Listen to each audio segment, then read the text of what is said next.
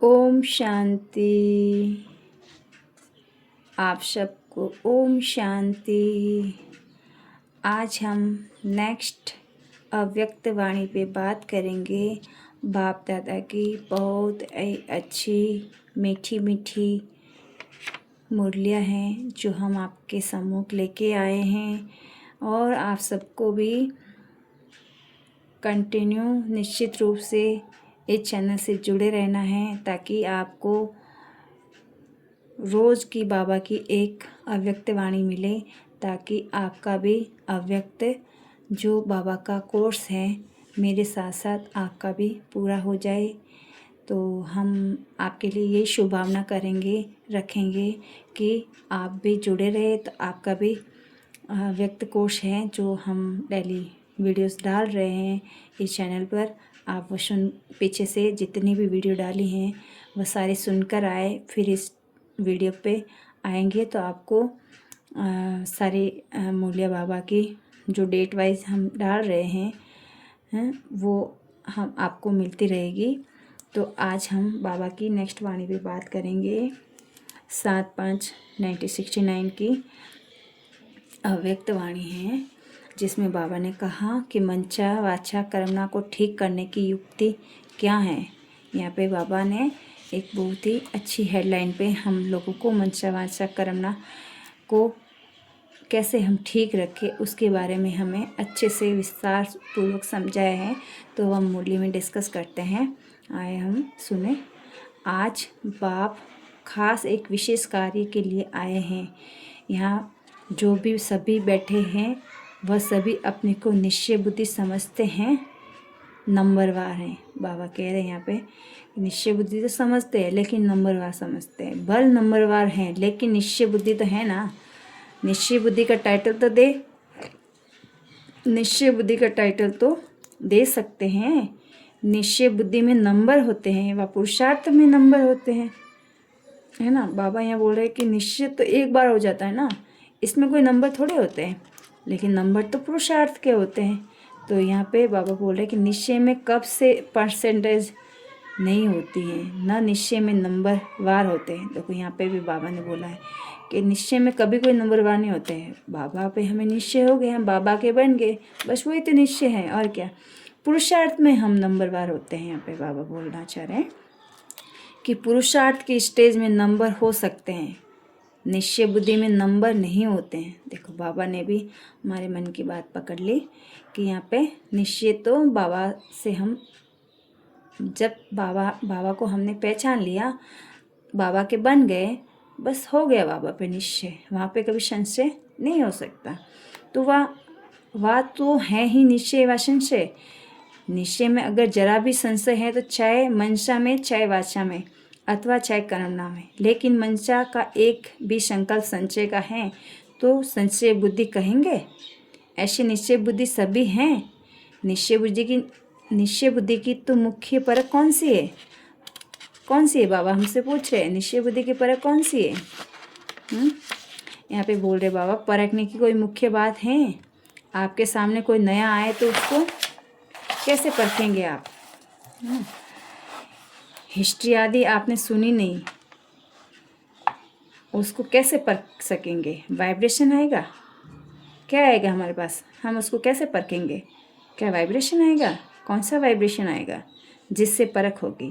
अभी ये प्रैक्टिस करनी है। बाबा क्या बोल रहे हैं, हमें सावधान कर रहे हैं कि हम आगे वाले को कैसे परख सकेंगे, उसकी प्रैक्टिस करनी है। क्योंकि वर्तमान समय बहुत प्रजा बढ़ती रहेगी, तो प्रजा और नज़दीक वाले को परखने के लिए बहुत प्रैक्टिस होनी चाहिए ना। परखने की मुख्य बात यह है कि उनके नयनों में ऐसा महसूस होगा जैसे कोई निशाने की तरफ किसका खास अटेंशन होता है ना, ऐसा उनके नयनों में महसूस होगा।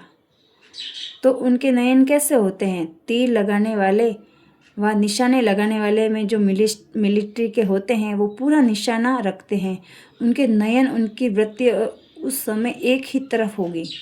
तो जो ऐसा निश्चय बुद्धि पक्का होगा ना, उनके चेहरे पे ऐसे महसूस होगा कि जैसे कोई निशाने बाज हैं आप लोगों को मुख्य शिक्षा मिलती है। एक निशाने को देखो और बिंदी को देखो, तो बिंदी को देखना भी निशाने को देखना है। तो निश्चय बुद्धि की निशानी क्या होगी? यहाँ पे बाबा फिर से बोल रहे हैं, अब बताओ निश्चय बुद्धि की निशानी क्या होगी? पूरा निशाना क्या होगा? निशाना जरा भी हिल जाता है तो फिर हार हो जाती है। और निश्चय बुद्धि के नयन से तो ऐसे ही महसूस होगा जैसे देखते हुए भी कुछ और देखते हैं, उनके बोल भी वही निकलेंगे। यह है निश्चय बुद्धि की निशानी। बाबा ने देखो हमें निश्चय बुद्धि की निशानी बताई। यहाँ पे क्या खास बात बोली बाबा ने आज, जो मैंने भी आज फर्स्ट बार पढ़ी है। निशानेबाजी की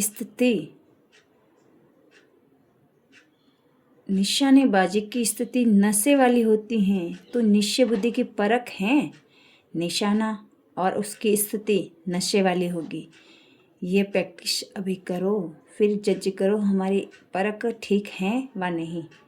फिर प्रैक्टिस करते करते परख यथार्थ हो जाएगी। दृष्टि में सृष्टि कहाँ जाता है ना, तो आप उनकी दृष्टि से पूरी सृष्टि को जान सकेंगे। मनसा वाचा कर्मणा को ठीक करने के लिए सिर्फ 3 अक्षर ही याद रहे। वह 3 अक्षर कौन से हैं? ये 3 अक्षर रोज मूल्य में आते हैं। मनसा के लिए है निराकारी, वाचा के लिए है निरंकारी, मनसा के लिए है निराकारी, वाचा के लिए निरंकारी और कर्मणा के लिए है निर्विकारी। देवताओं का सबूत वाचा और कर्मणा का यही है ना। तो निरंकारी, निराकारी, निरंकारी, निर्विकारी, ये 3 बातें अगर याद रखी तो मनसा वाचा कर्मणा तीनों ही बहुत अच्छे रहेंगे। जितनी हमारी स्थिति, हम जैसे मन से कुछ भी सोच रहे किसके लिए, तो हमारी स्थिति निराकार स्थिति होनी चाहिए। हम किसी के लिए संकल्प कर रहे हैं ना, तो हमारी स्थिति उस वक्त बिंदु स्वरूप होनी चाहिए। मतलब अपने सोमान में स्थित होके हम कुछ भी संकल्प करेंगे तो वो निराकारी स्थिति होगी। और हम कुछ भी वाचा से कुछ भी उच्चारित करें तो उसके अंदर अहंकार नहीं होना चाहिए। वो बाबा बोलना चाह रहे हैं कि वाचा से कुछ भी उस वाचा के लिए निरंकारी, मतलब हमारे वर्ड ऐसे होने चाहिए जो निरंकारी हो, जिसमें कोई भी रत्ती भर भी अहंकार नहीं हो, उसको बोलते हैं निरंकारी। और कर्मणा के लिए बाबा ने बोला निर्विकारी। हमारे कर्म ऐसे हो एकदम निर्विकारी, जिसमें कोई भी विकार नहीं हो, है ना। 5 विकार के बारे में तो हम पढ़ते हैं ना। तो उन 5 विकारों के ना तो बच्चे, ना उनके रिश्तेदार, ना वो खुद मोटे मोटे 5 विकार, वो कोई भी रूप में हमारे कर्मों में नहीं दिखे, तो वही तो है देवताओं का सच्चा सबूत, देवता बनने का सच्चा सबूत है। बाबा यहाँ बोल रहे, तो बाबा बोल रहे कि जितना निराकारी स्थिति में रहेंगे उतना ही निरंकारी और निर्विकारी भी रहेंगे। विकार की बदबू नहीं रहेगी। यहाँ पे देखो बाबा ने फिर से ये बात दोहराई कि विकार की बदबू नहीं रहेगी, है ना। ये मुख्य बात, ये मुख्य पुरुषार्थ ही हैं 3 बातें याद रखने का। क्या बन जाएंगे? बाबा वापस पूछ रहे हैं हमसे, क्या बन जाएंगे? त्रिकालदर्शी भी बन जाएंगे और भविष्य में फिर विश्व के मालिक भी। तो अभी बनेंगे या त्रिलोकीनाथ? बाबा हमसे पूछ रहे कि अभी बनेंगे त्रिलोकीनाथ और त्रिकालदर्शी कि नहीं बनना है? त्रिलोकीनाथ का अर्थ तो समझाया है ना, जो तीनों लोकों का ज्ञान सिमरन करते हैं उसको बोलते त्रिलोकीनाथ। वह है त्रिलोकीनाथ, क्योंकि बाप के साथ आप सभी बच्चे भी हैं।